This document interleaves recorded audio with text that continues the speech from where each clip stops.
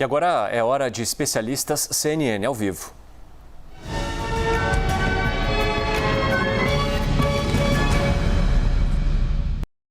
Porque a economia global reagiu de formas diferentes à invasão russa. Enquanto as bolsas da Ásia derreteram, os principais índices americanos terminaram a quinta-feira com altas. No Brasil, o dólar abriu o dia em queda depois de fechar a quinta-feira em alta. Muita oscilação, como você percebeu, e por isso a gente conversa agora com o especialista da CNN em economia, Sérgio Vale. Vale, seja muito bem-vindo. É um prazer falar contigo nesta sexta-feira. Eu gostaria que você nos explicasse, então, por que essas oscilações acontecem e por que o resultado é diferente dependendo da bolsa em que falamos. Bom dia.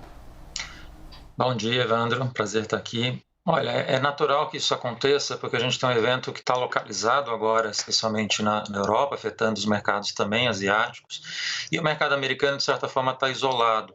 A gente pensa, por exemplo, no gás natural, que está sendo muito afetado por essa crise, são mercados mais localizados, a gente não vê o crescimento de preço do gás natural nos Estados Unidos, como a gente viu acontecer nas últimas semanas na Europa.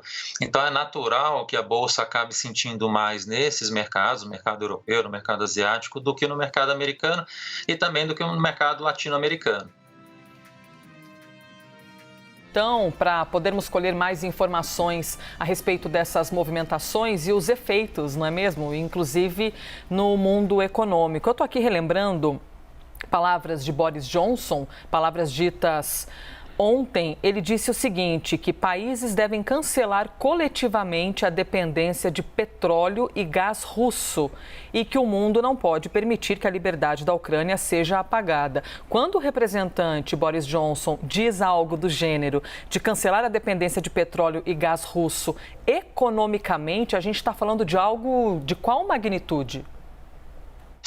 Pois é, bom dia, Elisa. O problema é que não é simples fazer esse tipo de coisa, né? Você tem uma dependência muito grande no mercado europeu de gás natural, cerca de 30% do gás natural que vai para a Europa vem da Rússia.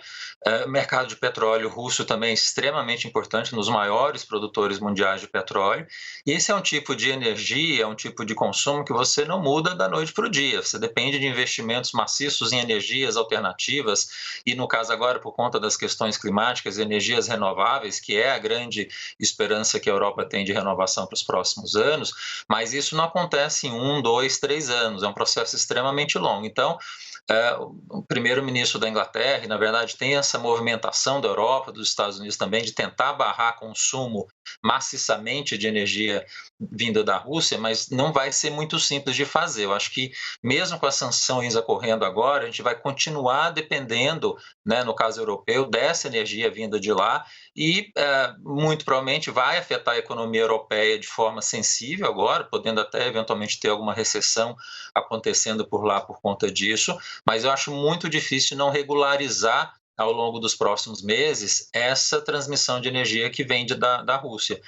Mas vai precisar, e eu acho que vai acabar acontecendo ao longo dos próximos meses, próximos anos, uma tentativa crescente da Europa de tentar fontes alternativas de energia. Mas, por curto prazo, isso não tem o que fazer.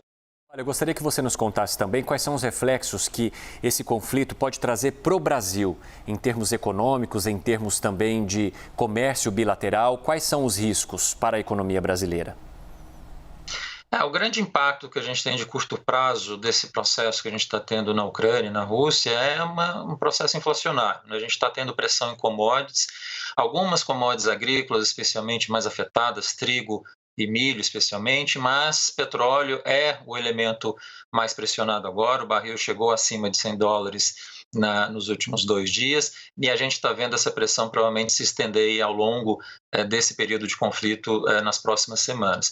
Consequência disso, não só para o Brasil, mas na verdade vale para o mundo inteiro, é uma pressão inflacionária adicional. O problema, Evandro e Elisa, é que a gente já está passando no mundo por uma inflação elevada. A inflação brasileira tem rodado desde dezembro em torno de 10%, então em cima dessa inflação já muito pressionada, você está colocando um outro choque não trivial, não pequeno, por conta do petróleo, e que vai colocar mais riscos à frente, riscos de essa inflação ter mais dificuldade para ceder, quer dizer, a gente vai ver cada vez mais as expectativas de inflação esse ano subirem, eventualmente para 6% ou mais no IPCA, e, consequentemente, o Banco Central pode ter que agir com mais intensidade na taxa de juros.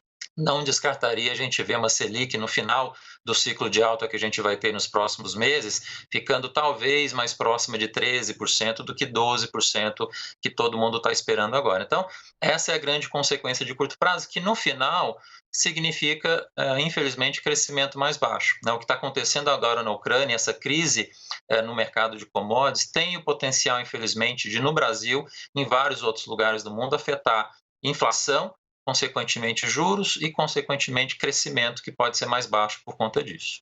Seguimos ouvindo o especialista da CNN em economia, Sérgio Vale, conosco aqui comentando os efeitos nos mercados econômicos, não só do Brasil, mas também do mundo. Sérgio, eu quero lhe perguntar sobre economia, mas não exatamente essa economia dos nossos mercados e dos sobes e desces das bolsas, mas o dinheiro envolvido em questões bélicas. A gente está vendo a Rússia fazendo um investimento tremendo em ataques, ou seja, dinheiro investido que resulta em sangue.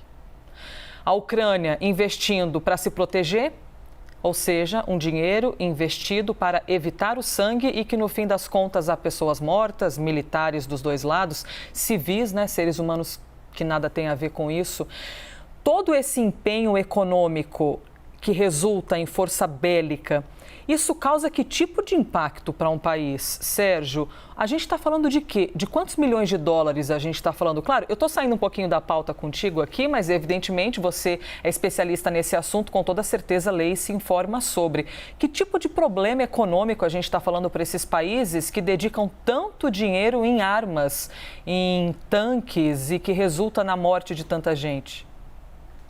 E a gente tem que ir para o lado histórico. A gente está falando de países, no caso especialmente a Rússia, que tem uma história militar muito forte, intensa, e que não é nem de décadas, a gente está falando de uma coisa centenária.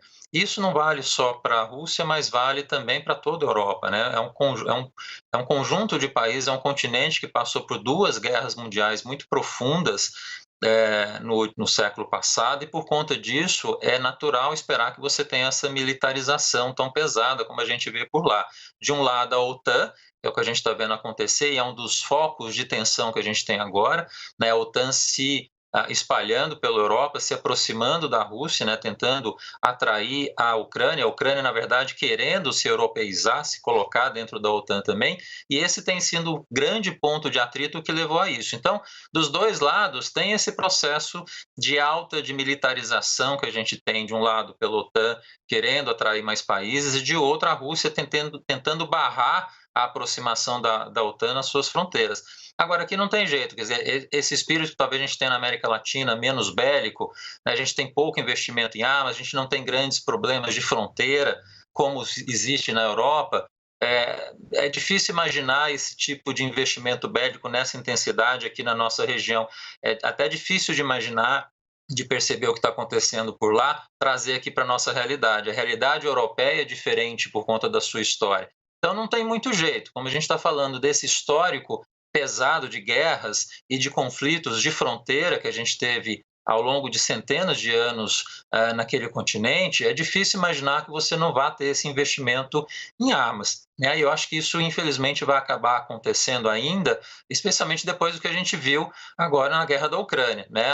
A situação do hard power, que a gente chama, né, o poder militar pesado, ele ainda tem importância, os países continuam investindo pesadamente nesse tipo de investimento para autoproteção, por conta desse passado, dessa história e por conta dessa questão de fronteiras que ainda é muito importante. Falamos com o especialista da CNN em economia, Sérgio Vale. Muito obrigado, Vale. Obrigado, Evandro, Elisa, até a próxima. Bom fim de semana.